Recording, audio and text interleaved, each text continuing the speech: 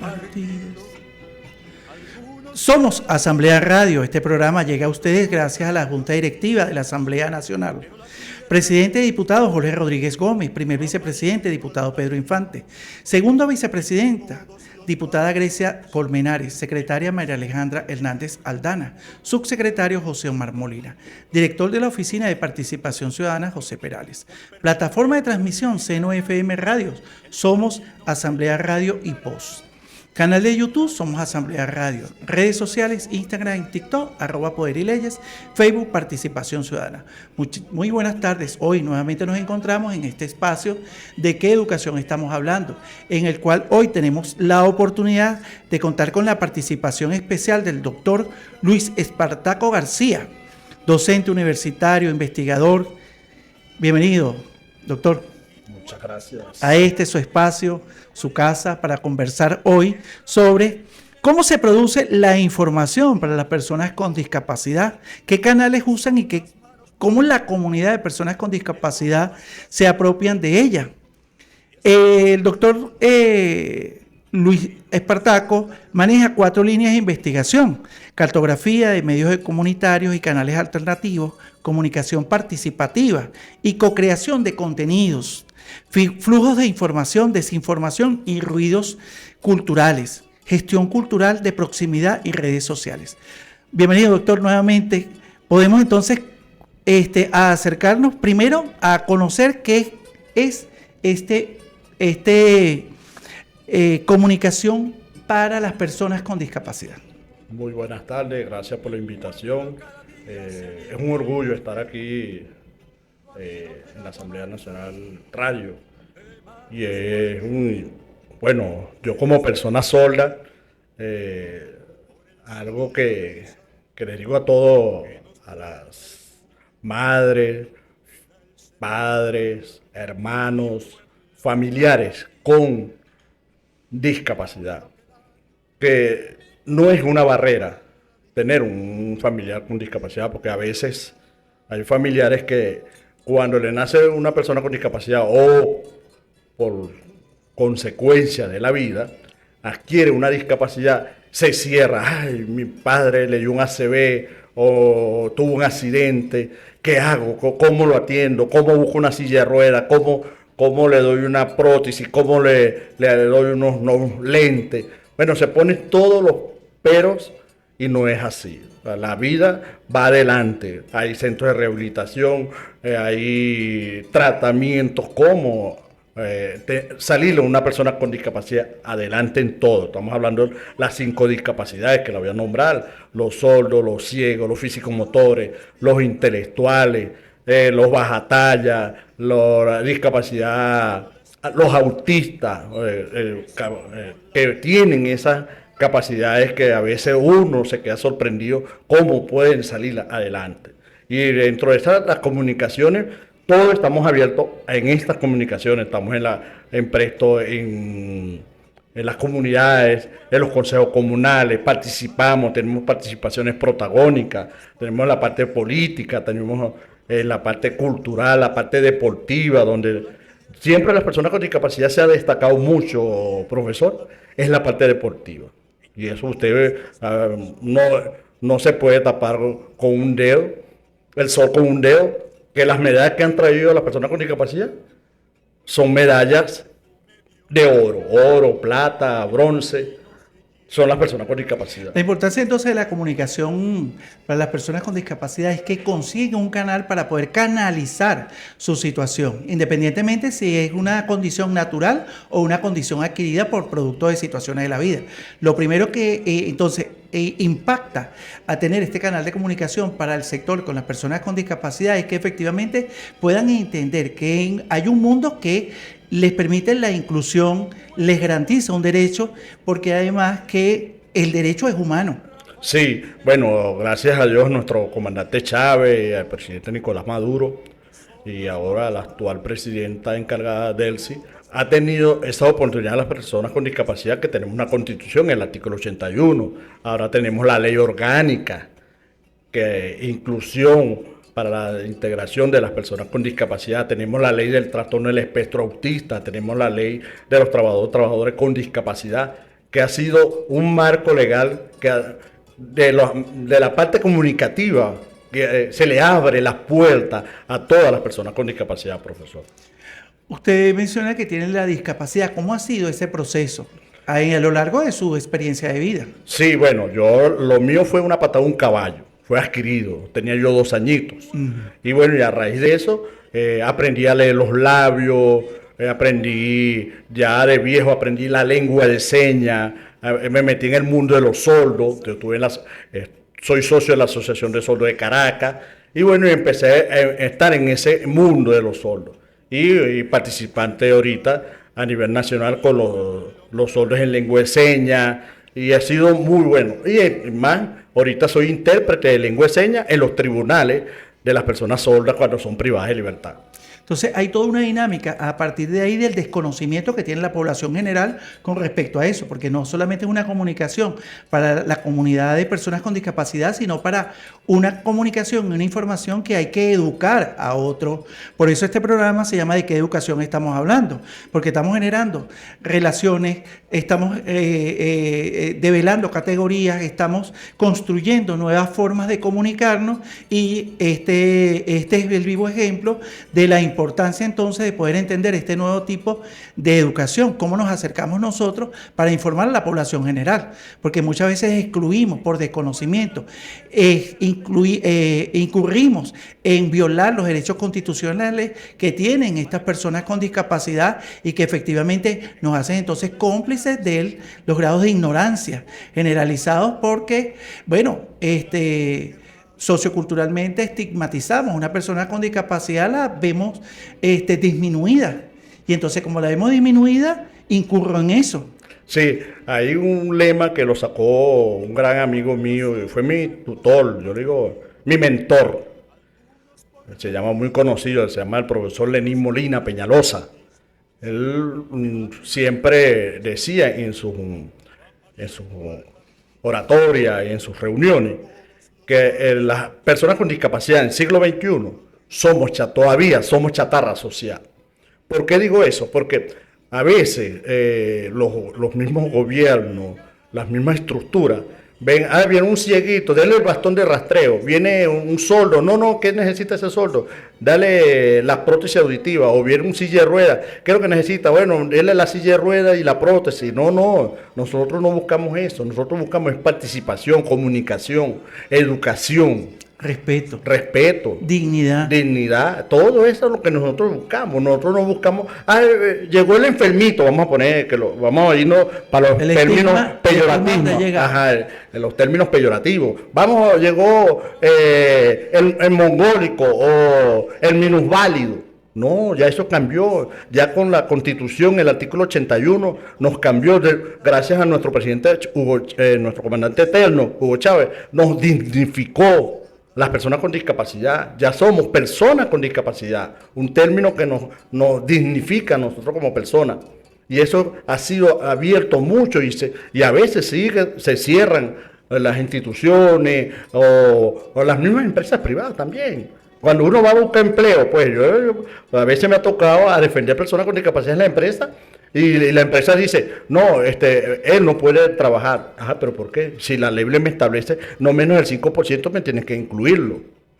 No, pero es que no tenemos... No, búscame, por favor, el cargo para esta persona con discapacidad. Y ahí lo he logrado.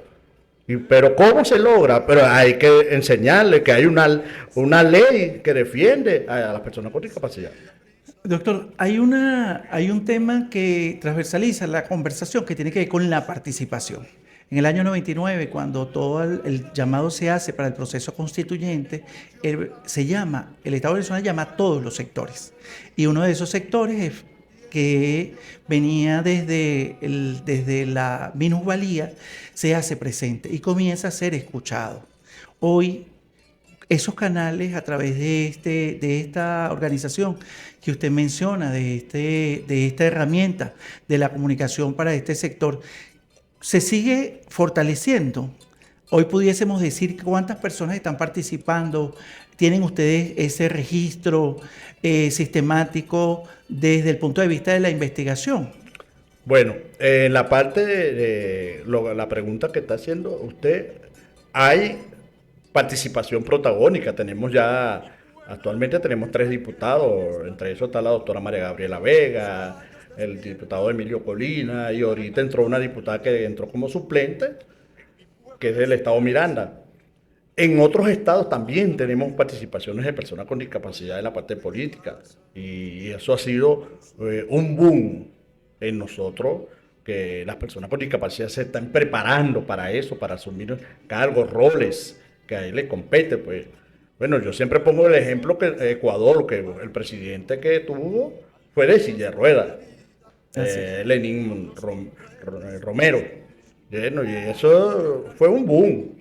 Y Venezuela también puede tener, pero esos son trabajos que hay que hacer, como dice, pues la comunicación, la participación, prepararse, la educación, todo eso se lleva un trabajo en conjunto, pero hay que hacer una unificación dentro de las personas con discapacidad, porque a veces, por ejemplo, los sordos tienen una asociación, los ciegos tienen una asociación, igual que los físico-motores tienen otras asociaciones, padres y madres con niños con discapacidad intelectuales también tienen una organización, pero no es tan estructurado así, que debemos hacer como un tubo. Pues bueno, mira, tenemos tantas personas con discapacidad. En la parte del porcentaje, yo sí lo manejo de lo que dice la OMS, la Organización Mundial para la Salud, o la OPS, Organización Panamericana de la Salud, que maneja el 15 al 10% del porcentaje de las personas con discapacidad a nivel mundial. En Venezuela yo lo manejo al 10%, no irme para el 15%. Aquí en Venezuela hay 35 millones de habitantes. Yo ahí calculo al 10%, 3 millones y medio de personas con discapacidad, que faltan por certificarse, porque nosotros, yo soy ex trabajador del CONAPRI, y en el CONAPRI certifica a la persona con discapacidad. PASRI, Programa de Atención a las Personas con Discapacidad, Salud, evalúa, clasifica y califica a la persona con discapacidad. Y ellos, y CONAPRI certifica, es un certificado, o como le decimos, un carnet. A veces las personas lo confundimos, dice carnet, no, es un certificado que certifica que yo, como persona sorda, severa, porque yo me quito la prótesis, no escucho bien, entonces tengo que leer los labios, tengo todo eso. Bueno, ahí, ahorita el CONAPRI anda como los 800 personas a nivel nacional certificadas, más o menos, un estimado, voy hablando así.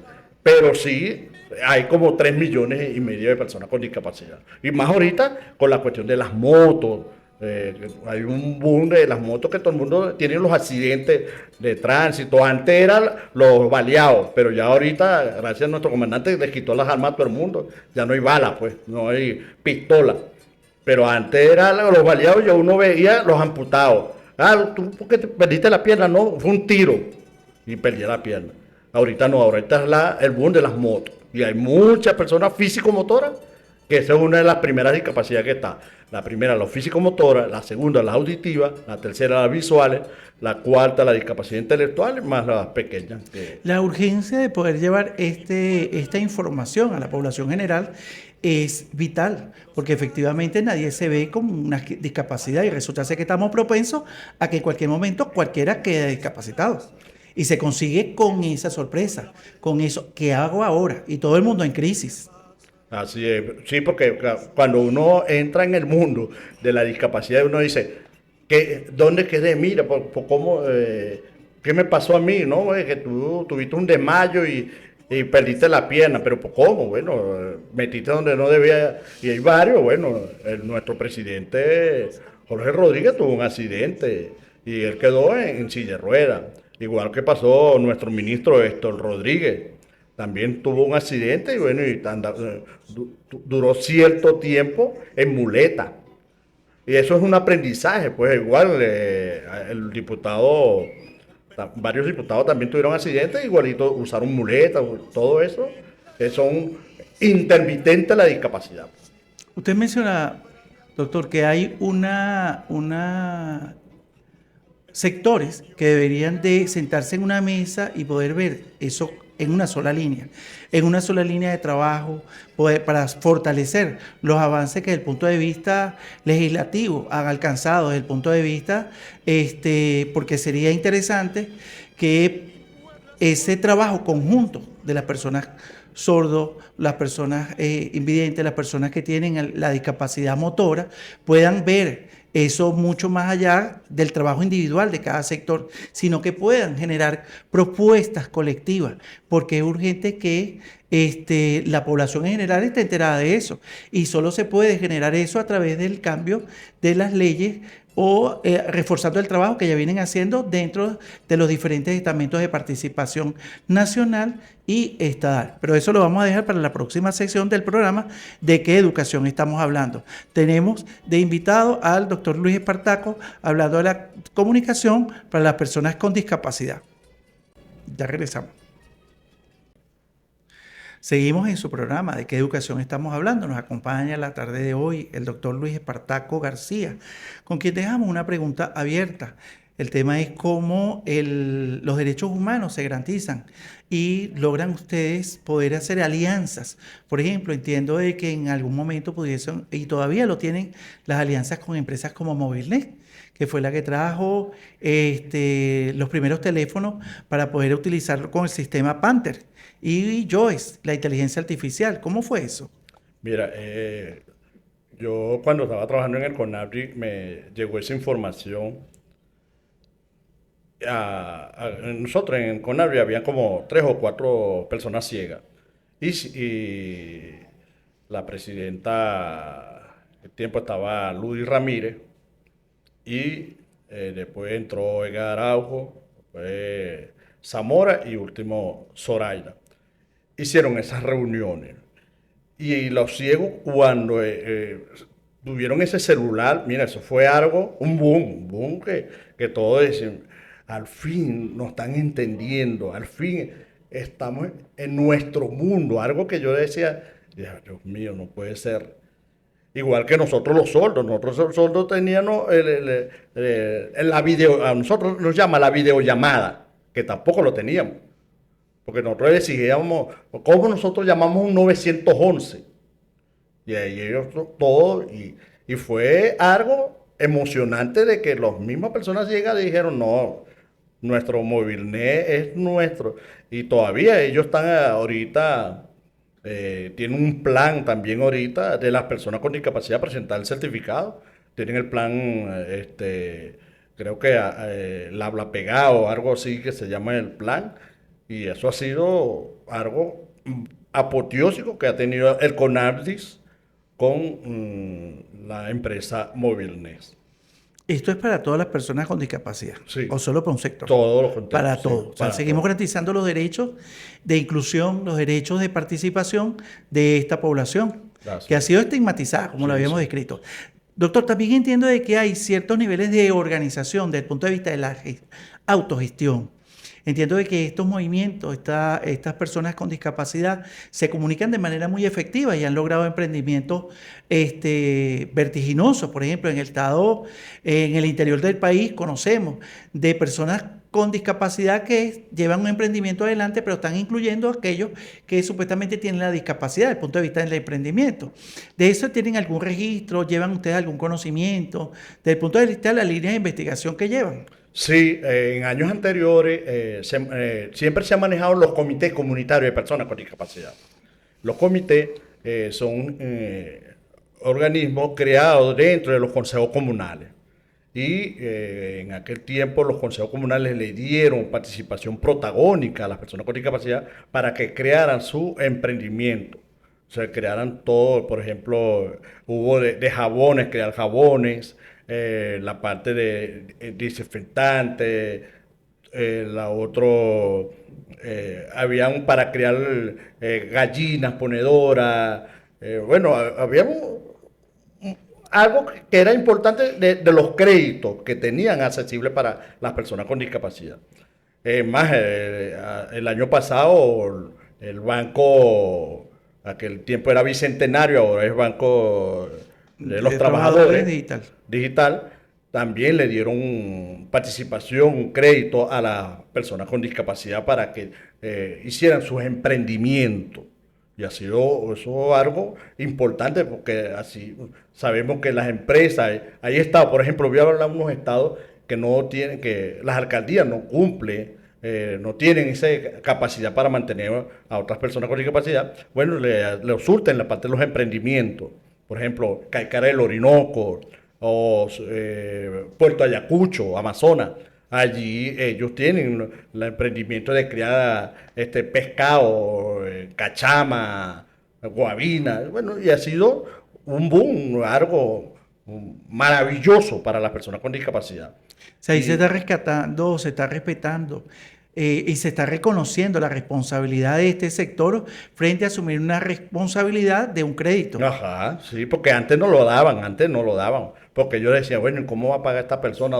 ¿Dónde, con qué? Bueno, se le ha demostrado que sí, son responsables. Es más, yo voy a poner una anécdota, que hubo Canteve contrató a una persona de patineta,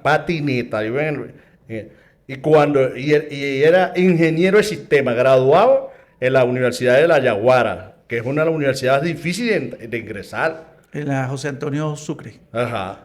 Ahí es difícil ingresar a una persona. Bueno, y ese compañero salió graduado cum laude. Ingresamos cumpliendo el CanTV para que trabajara.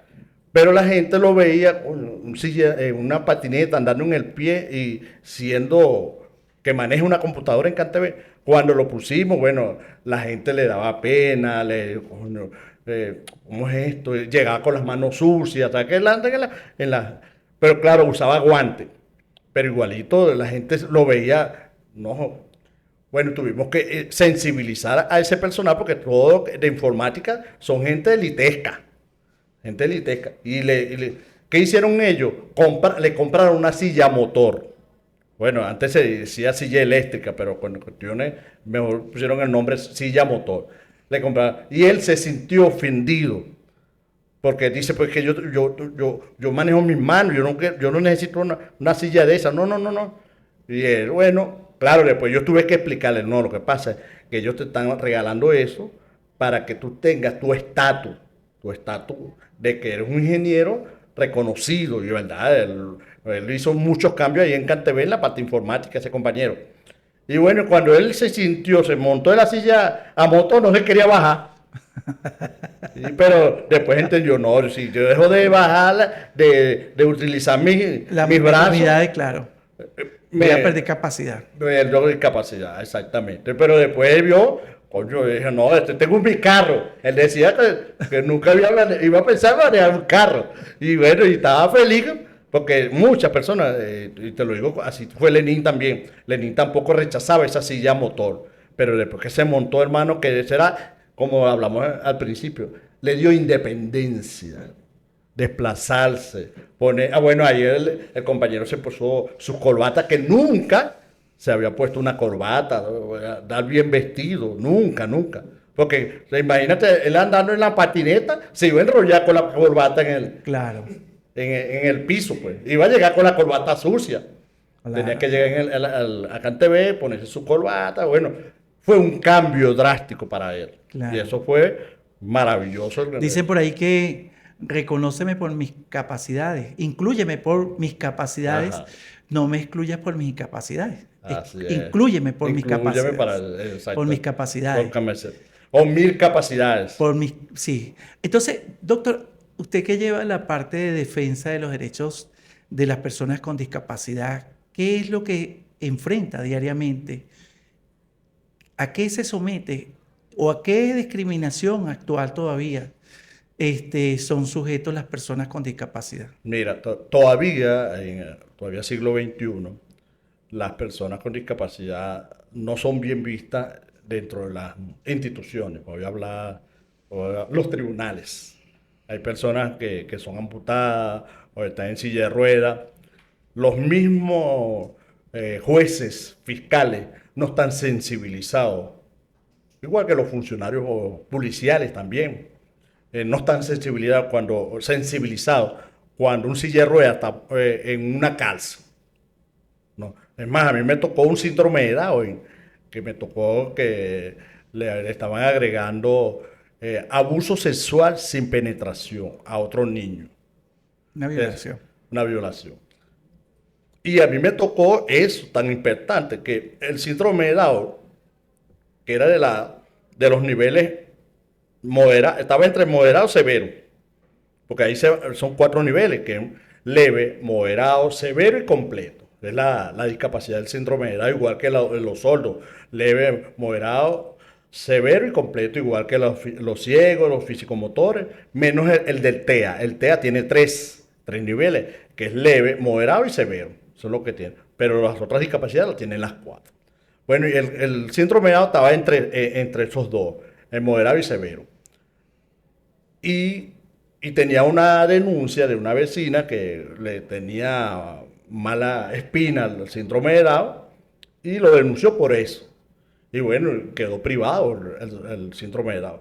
Y yo tuve que hablar con la juez y la fiscal y decirle, ciudadana fiscal o ciudadana juez, y las mujeres estaban bien linda, mi profesor, linda. Yo le dije, si usted se le desnuda ese síndrome de Down, mire, ni es capaz de tocarle un seno. Pero doctor, usted me está faltando el respeto. No, estoy diciendo la discapacidad de él. Estamos hablando entre moderado y severo. No sabe lo que es una teta. Así tuve que hablarle así para que pudieran entender. No sabe. No sabe ni qué es un pezón, pues. No sabe. Así que él nació y chupó teta de su mamá. Pero ya grande, él no sabe. Él está en otras condiciones. Y no creo que él haya hecho a ese niño un abuso sexual, una violación. Y cuando ella entendió eso, me dice, no lo había manejado así, doctor. Y yo, bueno, manéjelo y estúdialo. Bueno, y ese mismo día lo saqué para la calle. Y yo le dije, menos mal que hicimos la audiencia, porque el que iba a salir violado era el síndrome de Down en la cárcel del 6CPC de Guarena. Porque estaba adentro, junto con yo tuve que sacarlo con los otros privados de libertad. Claro, hay un ejercicio, doctor, que tiene que ver con la formación y la educación. Nuestro sistema educativo nos lleva entonces a solamente mirar un lado de la realidad y no a entender la complejidad de la realidad, que es ese mundo de las personas con discapacidad que tienen una limitación física o mental que efectivamente lo excluye solamente por eso. Hoy entendemos entonces que no solamente tenemos la ley orgánica, no solamente tenemos la ley con las personas con discapacidad, sino tenemos una ley orgánica que también garantiza y dice no solamente que tienes derechos, sino que también tienes deberes. ¿Qué deberes tienen las personas con discapacidad? Mira, los deberes, primero el respeto a la ciudadanía, el respeto a todos de ellos, respeto a la bandera, respeto a nuestra patria, que a veces nosotros que no tenemos discapacidad no respetamos ni la bandera, nos burlamos hasta de nuestro himno nacional. Y eso, las personas con discapacidad ha sido muy cuidadoso. Antes no decían, no, yo tengo derecho, nada, así como decían, yo tengo derecho, pero ¿y los deberes? Y ahora sí, asumieron los deberes. Doctor, creo que tendríamos que hacer otro, 2, 3 programas de esto para podernos acercar al tema y poderlo comprender en su complejidad. Ya para cerrar este programa, le damos las gracias por la orientación, por guiarnos y poder comprender o acercarnos a la comprensión de la complejidad de esta educación de que estamos hablando. Fue una conversación muy amena, muy enriquecedora con el doctor Luis Espartaco, quien nos conversó y nos adentró en el mundo de la comunicación con las personas con discapacidad. Ya para cerrar, somos Asamblea Radio. Este programa llegó a ustedes gracias a la Junta Directiva de la Asamblea Nacional, en manos de su presidente, diputado Jorge Rodríguez Gómez, primer vicepresidente, diputado Pedro Infante, secretaria María Alejandra Hernández Aldana, subsecretario José Omar Molina, director de la Oficina de Participación Ciudadana, José Perales. La plataforma de transmisión fue Seno FM Radio, Somos Asamblea Radio y Post, canal de YouTube Somos Asamblea Radio, redes sociales, Instagram y TikTok, @Poder y Leyes, Facebook Participación Ciudadana. Muchísimas gracias. Será hasta una próxima oportunidad donde nos encontremos para conversar sobre de qué educación estamos hablando. Muchísimas gracias, doctor. Muchas gracias. Gracias por la invitación.